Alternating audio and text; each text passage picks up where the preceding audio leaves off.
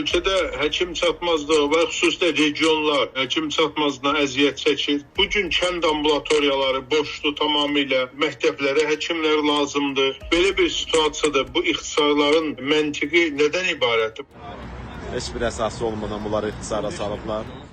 Artıq bir neçə aydır ölkənin müxtəlif regionlarında tibb işçilərinin kütləvi ixtisarları barədə xəbərlər yayılır. Ən son Neftçalanın Xolqaraqaşlı kənd sahə xəstəxanasında çalışan onlarla tibb işçisinin işdən çıxarıldığı barədə məlumat verilib. İlin əvvəlində isə müxtəlif rayonlardan olan bir qrup stomatoloq təbibin inzibati binası önündə iş yerlərinin ixtisar edilməsinə etiraz etmişdi.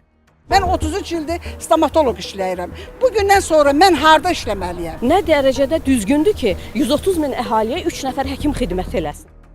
Təbib isə həmin vaxt yaydığı açıqlamada bildirmişdi ki, bəzi regionlarda stomatoloqların sayının real ehtiyacı üstələməsi əlavə maliyyə yükü yaradıb və optimallaşdırma tədbirlərinə ehtiyac yaranıb. Bəs islahat adı altında aparılan bu ixtisarlar əslində nəyə xidmət edir?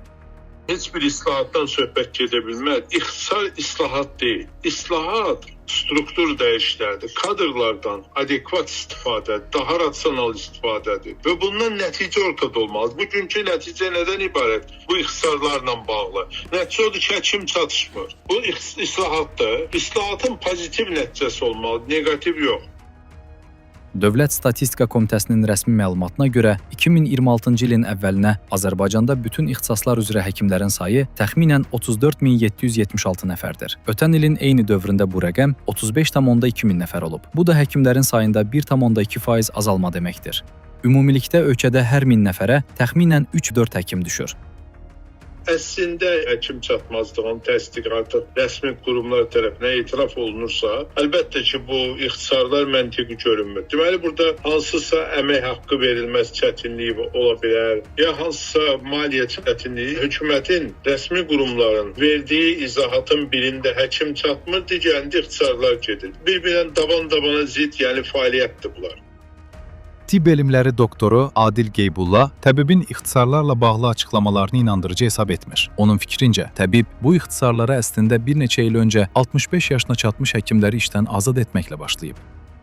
Əgər 65 yaşına çatmış həkim, əgər o əmək qabiliyyətini saxlayıbsa, hansısa bir xəstəliyi ağır yoxdursa, bu adam kifayətlə təcrübəli bir həkimdir. Bu niyə görə bayrağı atılmalıdır? Əgər bunun özü pensiyaya getmək istəyirsə, o başqa məsələ. Yox, əgər həkim fəaliyyət göstərmək istəyirsə, niyə görə bunun imkanlarından bəhrələnməsin? Niyə görə bu cür həkimlər bayrağı atılsın, evlərində otursunlar boş-boşuna?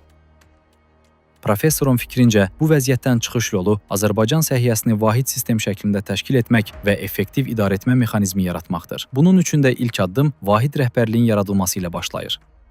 Bütün tibb müəssisələri bir rəhbərliyə tabe olmalıdır, Səhiyyə Nazirliyinə. Təbib adlı qurum ləğv edilməlidir. Belə bir qurum o vaxtı icbari tibbi sığortaya görə bu yaradıldı, amma bu aktuallığını itirib artıq. Çünki bugün bilirsiniz bu iki qurumun olması həm də məsuliyyəti bölüşdürür və biri digərinin üzərinə ata bilir. Məsələ ilə bağlı təbibə göndərdiyimiz sorğuya cavab ala bilmədik. Mütəxəssislər hesab edir ki, həkim çatışmazlığının rəsmi səviyyədə etiraf olunduğu bir vaxtda tibb işçilərinin ixtisarı səhiyyə sistemindəki problemləri daha da dərinləşdirə bilər.